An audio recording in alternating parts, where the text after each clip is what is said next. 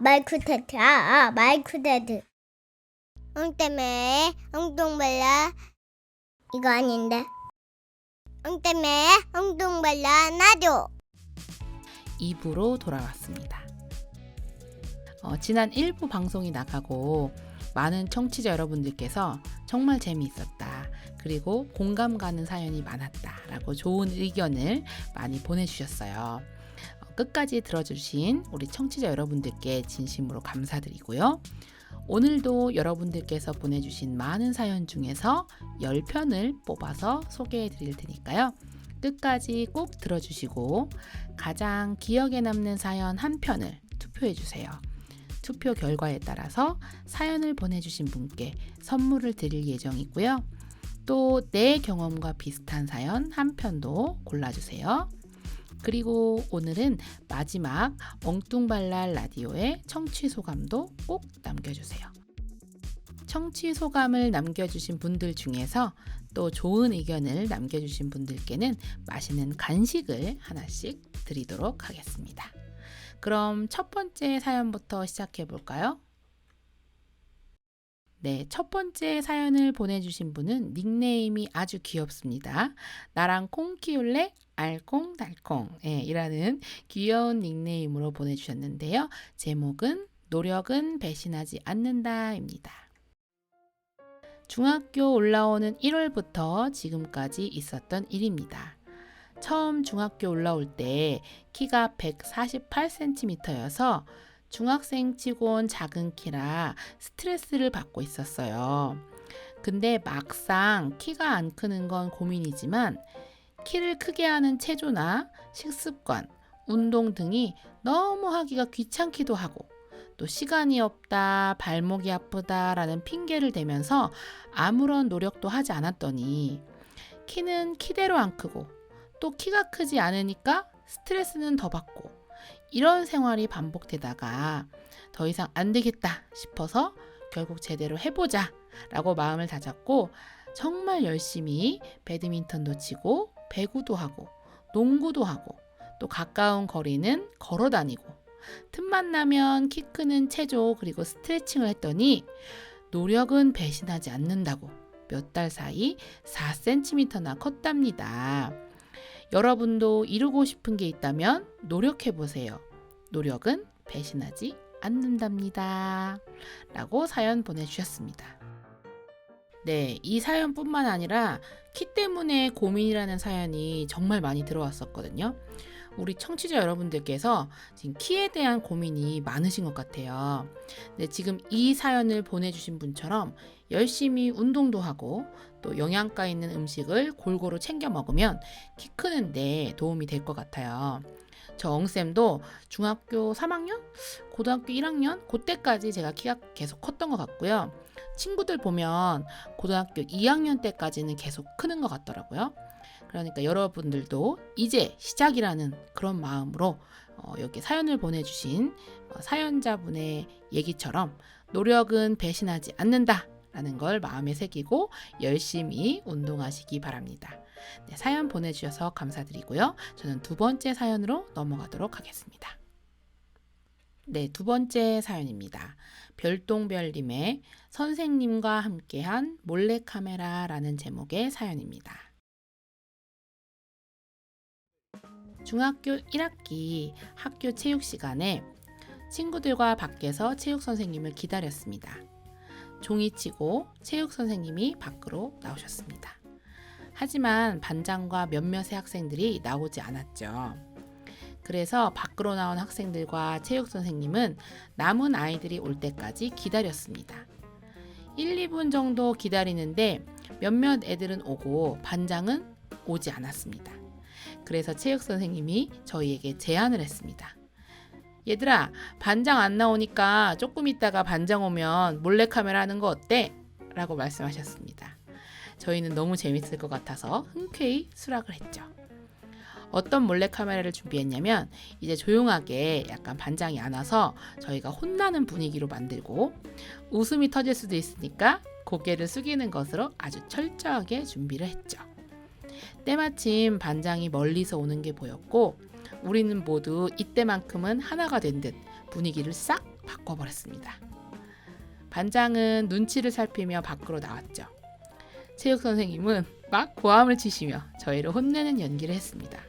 우리 짱 실장님 연기 잘하시죠, 그렇죠? 진짜 이때 연기를 잘하셔서 배우인 줄 알았어요. 선생님은 반장을 보며 왜 늦게 나왔냐고, 너 때문에 다들 혼나고 있는 거 보이냐고 막 화를 내셨죠. 저는 살짝 고개를 들었고 반장을 쳐다봤는데 너무 표정이 웃겼던 것 같아요. 그렇게 웃음을 참고 있는데 이번에는 땡땡이가 막 흥얼거리면서 뛰어다니는 겁니다. 그래서 그때 애들 다 웃음 터지려고 하고, 그래서 고개를 다시 푹 숙였죠. 그때쯤 체육 선생님이 우리 몰카하기로 한 거 아니었나? 분위기 왜 이래? 그 말을 하는 즉시에 저희 다 웃음 터지고 반장 혼자서 진지하고 멀뚱멀뚱 이게 무슨 일이야? 라는 표정으로 있었어요. 짧은 순간에 일어난 일이었지만 정말 재미있었던 기억인 것 같습니다. 라고 사연 보내주셨습니다. 네, 체육 시간에 아주 재밌는 몰카를 하셨군요. 여러분들이 빵 터졌을 생각을 하니까 선생님도 절로 웃음이 나는 것 같습니다. 재미있는 사연 보내주셔서 감사드리고요. 다음 세 번째 사연으로 넘어가겠습니다. 세 번째 사연은요, 익명님의 나는 해피엔딩의 주인공이라는 사연입니다. 사연이 조금 길지만 어떻게 해서 해피엔딩의 주인공이 되셨는지 한번 읽어보도록 하겠습니다. 3월 20일 우리는 친구 생일로 처음 만나서 서로에 대해 더 알아가는 시점으로 연락을 많이 주고받았습니다. 3월 22일 그날은 내 인생의 최고의 날이었습니다. 왜냐하면 걔한테 고백을 받았거든요.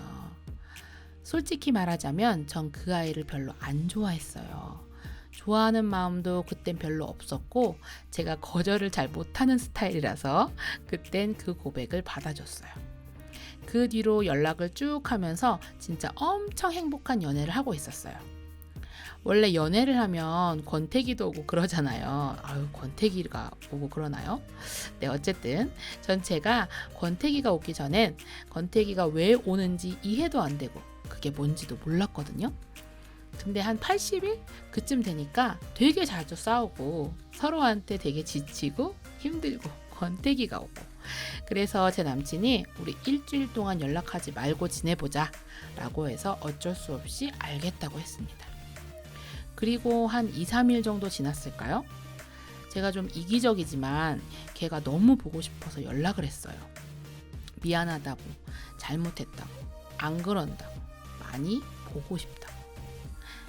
걔도 보고 싶었다고 미안하다고 해서 그렇게 또 잘 지내다가 100일 선물로 나이키 티셔츠를 선물로 주고 남부럽지 않게 연애를 아주 설레고 행복하게 잘 하고 있었는데, 서로 연락을 자주 안 하게 되고 하루에 두 번?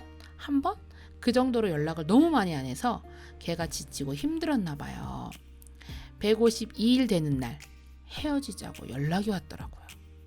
빨리 자기 있고 좋은 남자 만나라는 그 말에 너무 슬프더라고요.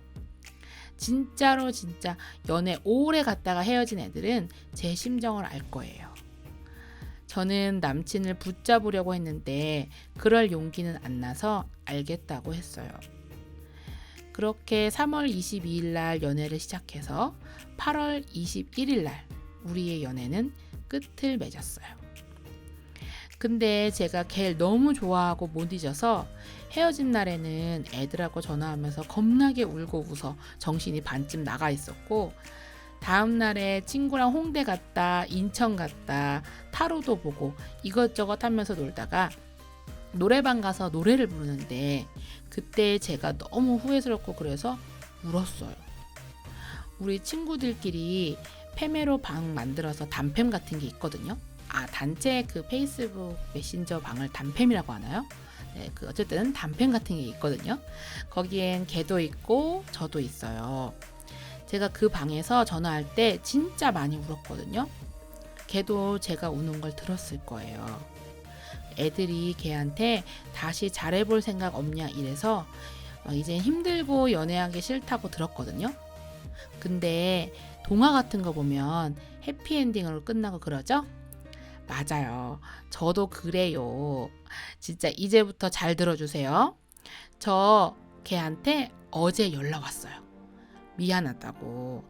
다시 자기랑 잘해볼 생각 없냐고. 솔직히 좀 두려웠어요.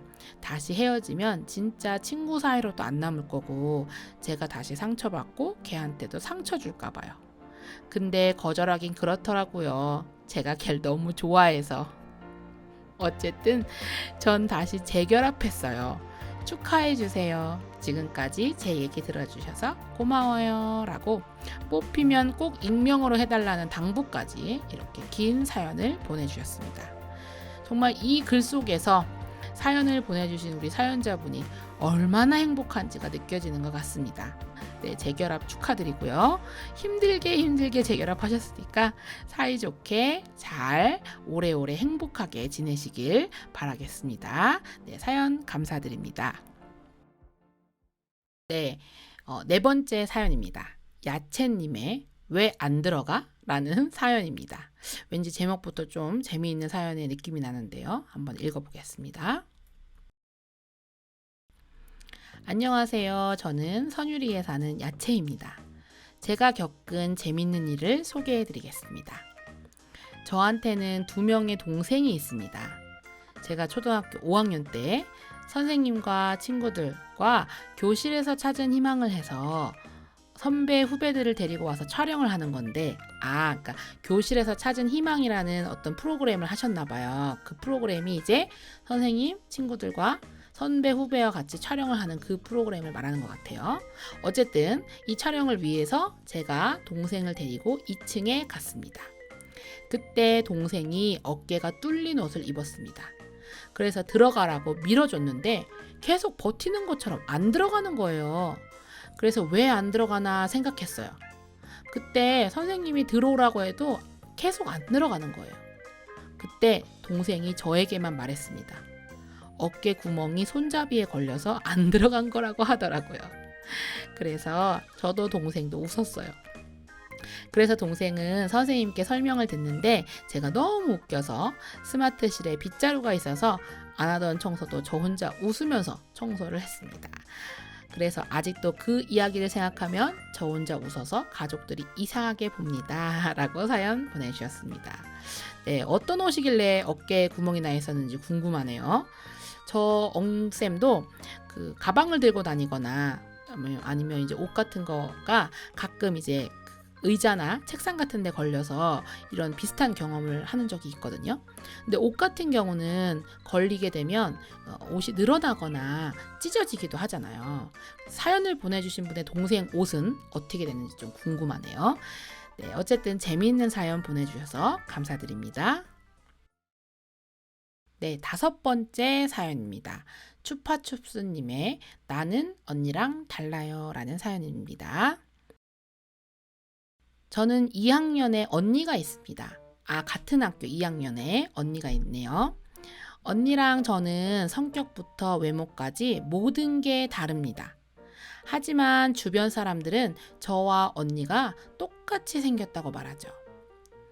몇 주 전에 마스크에 뭔가가 묻어서 친구와 함께 보건실에 갔습니다. 보건 선생님께 선생님 마스크 하나만 주실 수 있나요? 라고 말했습니다. 그러자 보건 선생님이 마스크를 하나 주셨습니다. 인사를 하고 나가려는 순간 보건 선생님이 저보고 근데 너가 왜 학교 와 있어?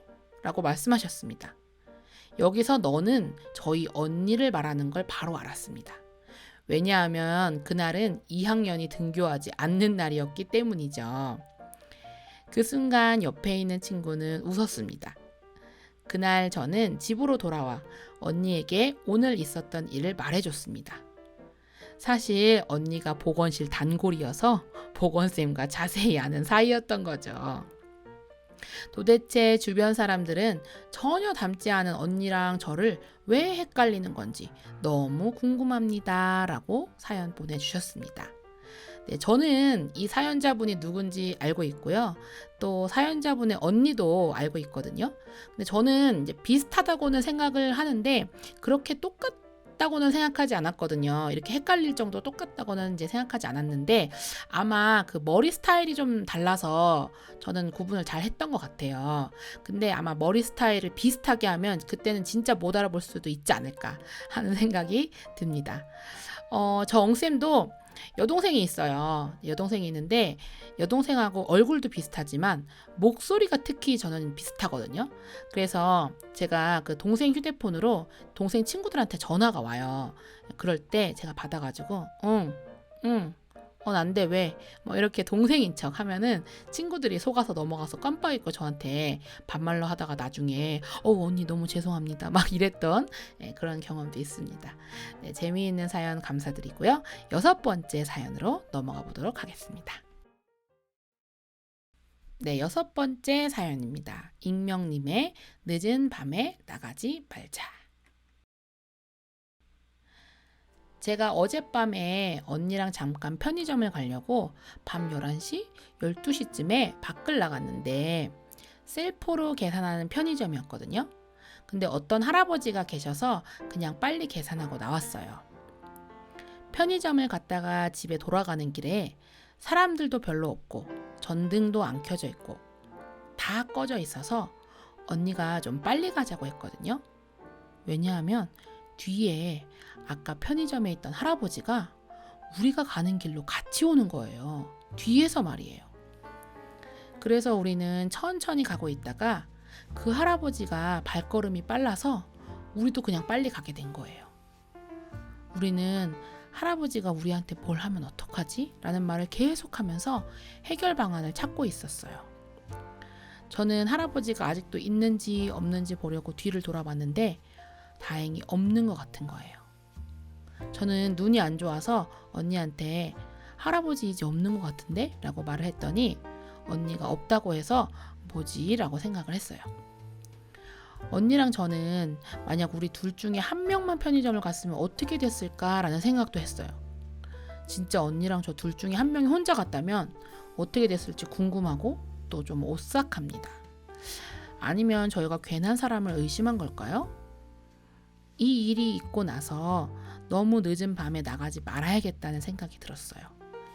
이제 밤에는 편의점을 혼자 못 갈 것 같아요 라고 사연 보내주셨습니다. 네, 아무 사고가 없어서 정말 다행입니다.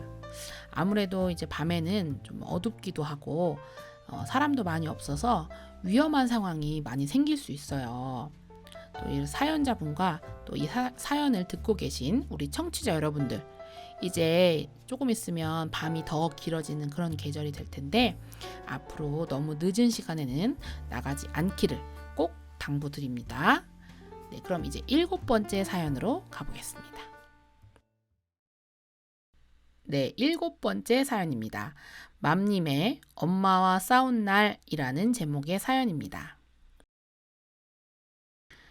얼마 전 집에서 엄마와 얘기를 하다가 서로 순간적으로 짜증이 나서 화를 내다가 크게 싸웠습니다. 그런데 이번엔 좀 크게 싸워서 서로 헐뜯고 욕하며 그대로 2, 3일 정도가 지났습니다. 전 너무 억울하고 화가 나서 있는 대로 승질을 내었습니다. 그러다 엄마가 제 노트북이랑 폰을 가져가 버렸습니다. 그런데 저 때문에 동생 것도 싹 다 뺏겨서 좀 미안했습니다. 그래도 굳이 엄마한테 사과하고 싶지는 않았습니다. 그리고 계속 가면 갈수록 사이는 더 안 좋아졌습니다. 저는 엄마한테 그냥 먼저 사과하는 게 나을 것 같아서 다가갔지만 타이밍이 계속 안 맞았습니다.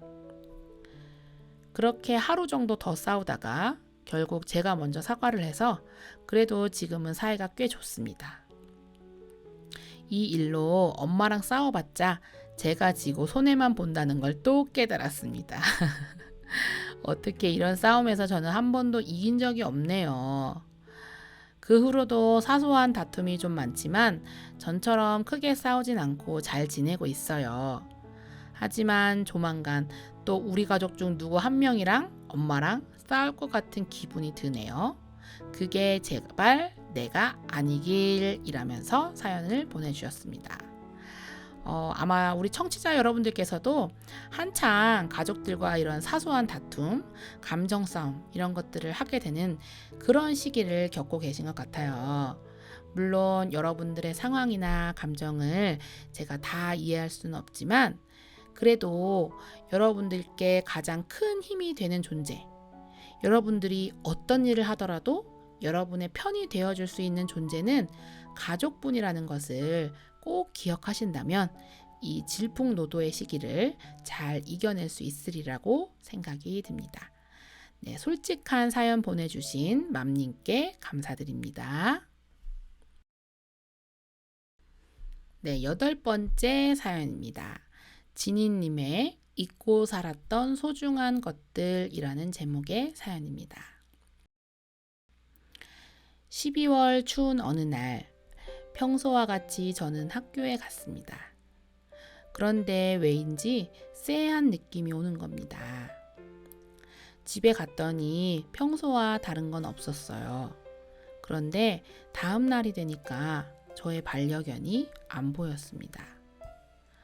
생각해보니까 어제 반려견이 꿈쩍도 안 하고 몸도 좀 차가웠던 게 생각이 났어요. 엄마에게 여쭤보니 반려견이 병원에 갔다고 하셨는데 저는 엄마의 말 속에서 나온 분위기와 또 가족들 사이에서 나오는 분위기에 직감적으로 알아챘습니다. 반려견이 무지개 다리를 건넌 것을요. 우리 가족 모두 다 괜찮은 척 했지만 다들 슬퍼하고 있었고 저는 밤마다 몇 달 동안은 혹시라도 가족들이 더 슬퍼할까봐 소리 없이 방에서 혼자 울었습니다. 그리고 반려견에게 계속 그동안 못해줘서 미안하다고 고맙다고 그랬는데 나중이 되니까 깨달은 게 하나 있어요. 사람은 항상 소중한 것을 잊고 살다가 소중한 것이 비로소 사라질 때야 후회하게 된다고요. 저도 후회를 하고 있습니다.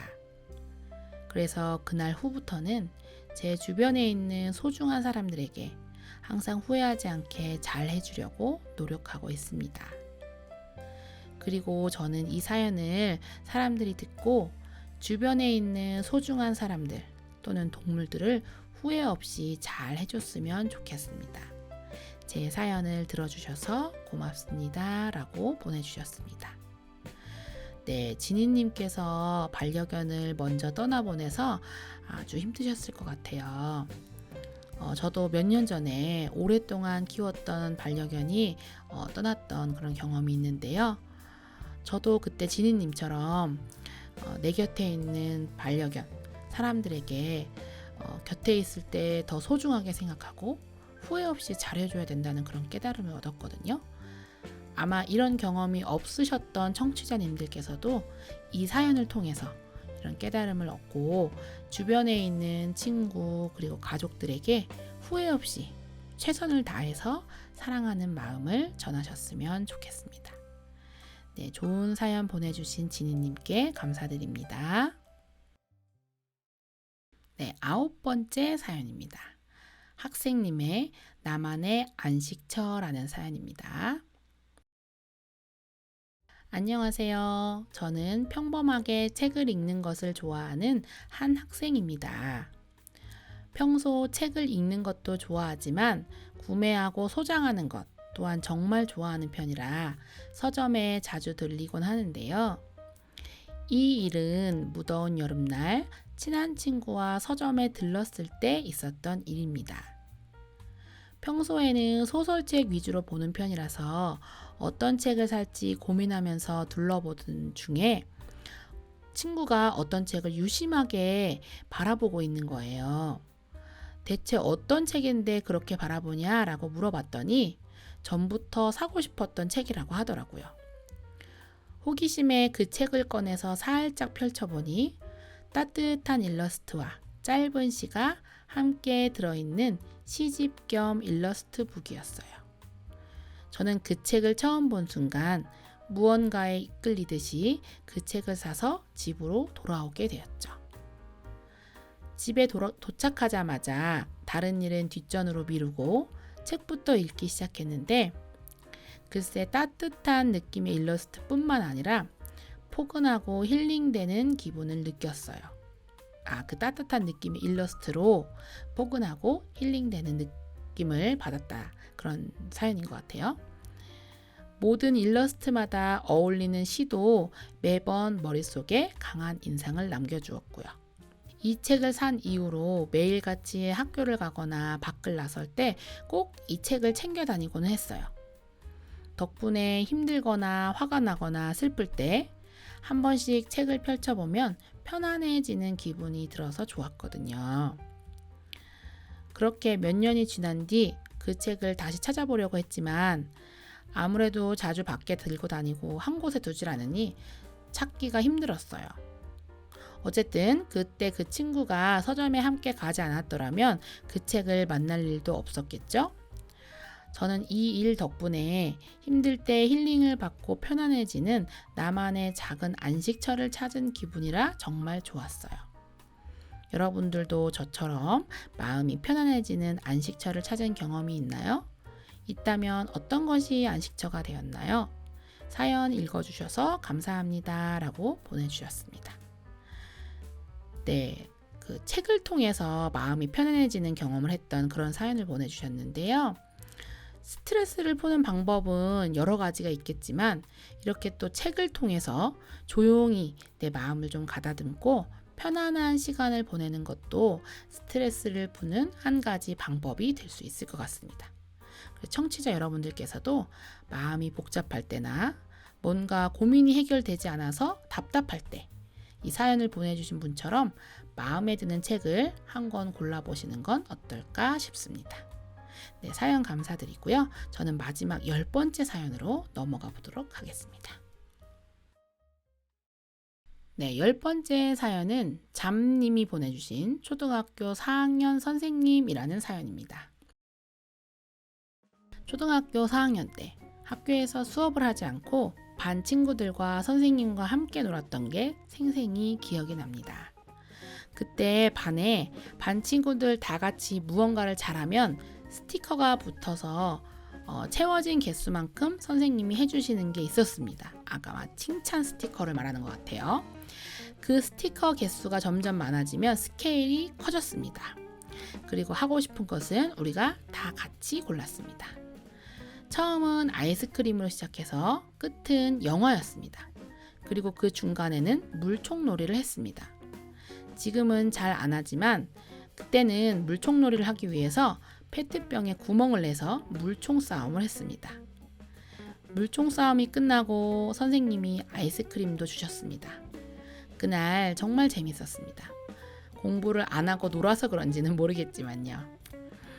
영화도 그냥 교실에서 볼 줄 알았지만 영화관에 가서 봤습니다. 이렇게 생각해보면 선생님이 우리에게 참 많은 것을 해주신 것 같습니다. 그리고 방학식 날은 밥이 안 나오니 선생님께서 직접 비빔밥도 만들어 주셨습니다. 생각을 해보면 정말 좋은 추억이고 이런 추억을 만들어 주신 선생님은 우리에게 정말 좋은 선생님이신 것 같습니다. 라고 사연 보내주셨습니다. 네, 사연을 읽어보니까 사연자님 선생님이 정말 학생들을 사랑하시고 또 학생들을 위해서 열심히 노력해 주신 선생님이신 것 같아요. 우리 엉쌤도 여러분들을 위해서 재미있는 국어 수업을 위해서 더 열심히 노력해야 되겠다는 생각이 드네요. 물론 이제 중학교다 보니까 수업 시간이 나누어져 있고 또 진도가 좀 빡빡해서 이 사연처럼 놀 수 있는 시간은 없겠지만 그래도 앞으로 남은 2학기 동안 조금 더 재미있는 수업 활동을 하면서 여러분들과 함께 즐거운 국어 시간을 만들었으면 좋겠습니다. 지금 이 엉뚱발랄 라디오처럼요. 지금까지 엉쌤의 엉뚱발랄 라디오 1부와 2부까지 모두 함께 하셨는데요. 여러분들 어떠셨나요? 저는 여러분들께서 보내주신 좋은 사연들 덕분에 즐거운 시간이 되었던 것 같고요. 여러분들께서도 부디 저와 같은 생각이셨으면 좋겠습니다. 다음에 또 기회가 된다면 이 DJ 엉쌤은 또 좋은 방송으로 여러분들을 다시 찾아뵙도록 하겠습니다. 지금까지 들어주신 청취자 여러분들께 진심으로 감사드리고요. 그럼 이제 우리는 학교에서 만나요. 안녕.